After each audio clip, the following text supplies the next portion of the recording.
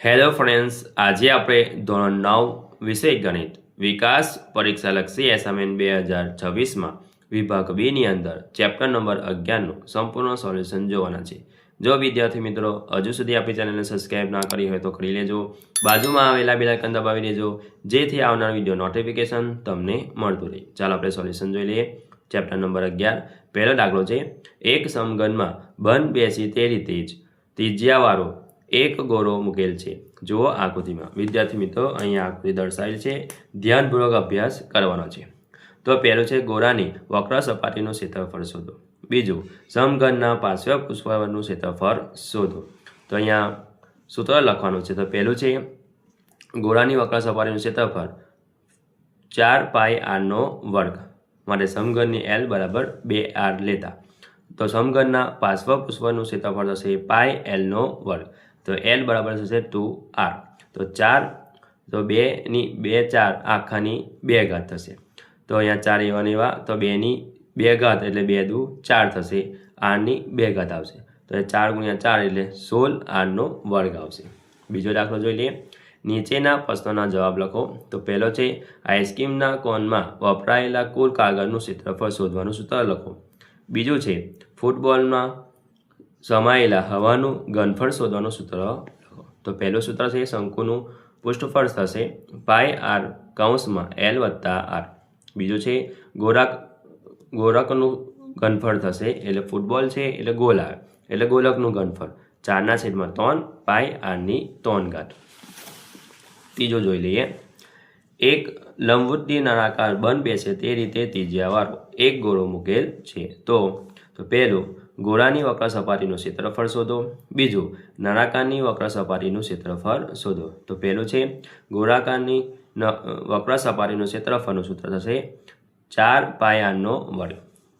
હવે નળાકારની ઊંચાઈ h બરાબર 2r લેતા માટે નળાકારની વક્ર સપાટીનું ક્ષેત્રફળ 2 પાઈ r h. h બરાબર 2r લેતા માટે 2 પાઈ r 2r 2 દુ 4 પાઈ r² થશે. એટલે કે નળાકારની વક્ર સપાટીનું ક્ષેત્રફળ બરાબર 4 પાઈ r². હવે ચોથું લઈ લઈએ. જો કોઈ ગોળાનું ઘનફળ અને વક્ર સપાટીનું ક્ષેત્રફળ આંકડાકીય રીતે સમાન હોય તો તેની ત્રિજ્યા શોધો. તો ગોળાનું ઘનફળ બરાબર ગોળાની વક્ર સપાટીનું ક્ષેત્રફળ. એનું સૂત્ર મૂકી દઈએ આપણે. ઘનફળનું 4/3 પાઈ r² બરાબર વક્ર સપાટીનું ક્ષેત્રફળ 4 પાઈ r². હવે અહીંયા 4/3 પાઈ એવા એવા 4/3 છે. તો r ગુણ્યા r લખતા બરાબર 4 ગુણ્યા પાઈ r. અહીંયા કટ થઈ જશે r. તો r/3 બરાબર 1. 3 ગુણ્યા 1 એટલે r ની કિંમત આવશે 3 એકમ. પાંચમું, એક શંકુનું ઘનફળ 1232 મીટરની 3 ઘાત અને તેના પાયાનું ક્ષેત્રફળ 154 મીટરનો વર્ગ છે. તો તેની ઊંચાઈ શોધો. હવે શંકુના પાયાનું ક્ષેત્રફળ બરાબર 154 મીટરનો વર્ગ એટલે કે વર્તુળનું ક્ષેત્રફળ થાય બરાબર 154 મીટરનો વર્ગ. વર્તુળનું ક્ષેત્રફળનું સૂત્ર છે પાઈ r² બરાબર 154 મીટરનો વર્ગ. હવે શંકુનું ઘનફળનું સૂત્ર લખતા એટલે ઘનફળ આપણને આપેલું છે 1232. તો હવે 1/3 પાઈ r² h બરાબર 1232. હવે અહીંયા પાઈ r² જગ્યા પર આપણે મૂકતા 154 માટે 1/3 ગુણ્યા 154 ગુણ્યા h બરાબર 1232. h આ બાજુ બાકીને બધાને આ બાજુ એટલે 154 ગુણાકારના સંબંધમાં છે એટલે છેદમાં આવશે અને 3 છેદમાં છે એટલે અંશમાં ગુણાકારના સંબંધમાં આવશે. અને સાદુરૂપ આપીશું આપણે તો h ની કિંમત આવશે 24 મીટર આવશે. હવે આગળ છઠ્ઠો, એક શંકુ આકારના તંબુની ઊંચાઈ 3.5 મીટર અને પાયાની ત્રિજ્યા 12 મીટર છે. તો આવા તંબુને બનાવવા કેટલા ચોરસ મીટર તાડપત્રી જોઈશે? પાઈ બરાબર 3.14 લેવાનું છે. તો પાઈની કિંમત 3.14, h બરાબર છે 3.5 મીટર અને r બરાબર 12 મીટર આપેલ છે. માટે L² બરાબર r² વત્તા h². તો r ની કિંમત છે 12² થશે. h ની કિંમત 3.5 આખાની 2 ઘાત થશે. હવે 12² 144 એ જ 3.5 ની 2 ઘાત થશે 12.25. તો અહીંયા L ની કિંમત સાદુરૂપ આપીશું તો L ની કિંમત આવશે આપણે 12.5 મીટર આવશે. આગળ હવે ટાળપટ્ટીનું ક્ષેત્રફળ એટલે શંકુની વક્ર સપાટીનું ક્ષેત્રફળ બરાબર પાઈ આર એલ. તો 3.14 ગુણ્યા 12 ગુણાકાર કરીશું અને સાદુરૂપ આપીશું તો આપણને જવાબ મળશે 471 મીટરનો વર્ગ આવશે. 7મું, એક ગોલકની ત્રિજ્યા 3.5 મીટર છે. તેની સપાટીની સોનાનો ઢોળ ચડાવવાનો ખર્ચ 25 સેન્ટીમીટરનો વર્ગ રૂપિયા 150 લેખે શોધો. તો આર બરાબર 3.5 આપેલું છે સેન્ટીમીટર. એટલે ગોલકની સપાટીનું ક્ષેત્રફળનું સૂત્ર છે પાઈ આરનો વર્ગ. હવે 4 એવા એવા પાઈની કિંમત 22/7 ગુણ્યા આરની કિંમત 3.5 અને 2 ઘાત છે તો 3.5ની આખાની 2 ઘાત લખીશું. આ રીતે આપણે સાદુરૂપ આપીશું તો આપણને જવાબ આવશે 154 સેન્ટીમીટરનો વર્ગ આવશે.